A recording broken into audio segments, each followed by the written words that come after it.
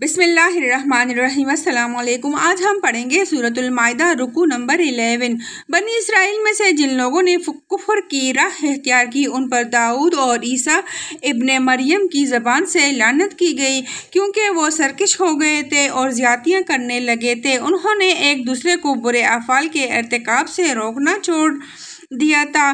برا طرز عمل تھا جو انہوں نے اختیار کیا۔ آج تم ان میں سے بکثرت ایسے لوگ دیکھتے ہو جو اہل ایمان کے مقابلے میں کفار کی حمایت اور رفاقت کرتے ہیں۔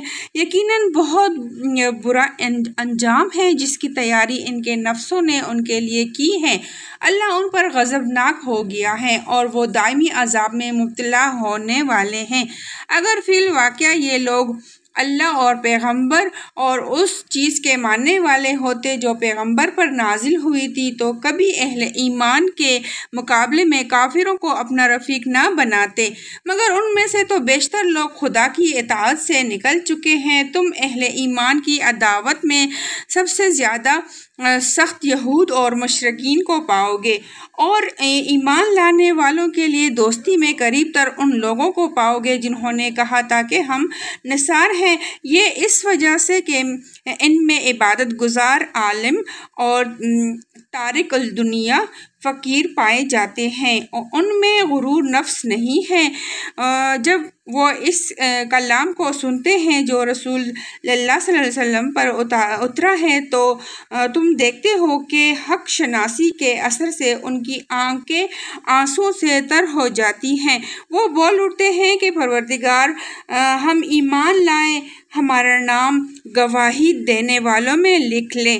اور وہ کہتے ہیں کہ آخر کیوں نہ ہم اللہ پر ایمان لائیں اور جو حق ہمارے پاس آیا ہے اسے کیوں نہ مان لیں، جبکہ ہم اس بات کی خواہش رکھتے ہیں کہ ہمارا رب ہمیں صالح لوگوں میں شامل کرے۔ ان کے اس قول کی وجہ سے اللہ نے ان کو ایسی جنتیں عطا کی جن کے نیچے نہریں بہتی ہیں اور ان میں ہمیشہ رہیں گے اور بہتی ہیں اور وہ ان میں ہمیشہ رہیں گے۔ یہ جزا ہے نیک رویے اختیار کرنے والوں کے لیے۔ رہے وہ لوگ جنہوں نے ہماری آیات کو ماننے سے انکار کیا اور انہیں جھٹلایا تو وہ جہنم کے مستحق ہیں۔ اب اس کی تفسیر پڑھتے ہیں۔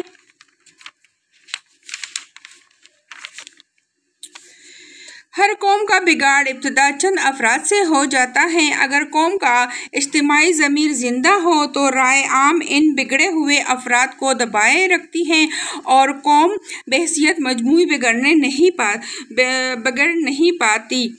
لیکن اگر ان افراد کے مقابلے میں تساہل شروع کر دیتی ہے اور غلط کار لوگوں کو ملامت کرنے کی بجائے انہیں سوسائٹی میں غلط کاری کے لیے آزاد چھوڑ دیتی ہے تو پھر رفتہ رفتہ وہی خرابی جو پہلے چند افراد تک محدود تھی پوری قوم میں پھیل کر رہتی ہے۔ یہی چیز تھی جو آخرکار بنی اسرائیل کے بگاڑ کی موجب ہوئی۔ اس آیت میں دو باتیں ارشاد ہوئی ہیں، ایک یہ کہ خود حلال اور حرام کے مختار نہ بن جاؤ۔ حلال وہی ہے جو اللہ نے حلال کیا اور حرام وہی ہے جو اللہ نے حرام کیا۔ اپنے اختیار سے کسی حلال کو حرام کرو گے تو قانون الہی کے بجائے قانون نفس کے پیروکار پاؤ گے۔ دوسری بات یہ ہے کہ عیسائی راہبوں، ہندوؤں، جوگیوں، بدھ مذہب کے بخشوں اور اشراقی منسوخین کے طرح رہبانیت اور قطع الذات کا طریقہ اختیار نہ کرو۔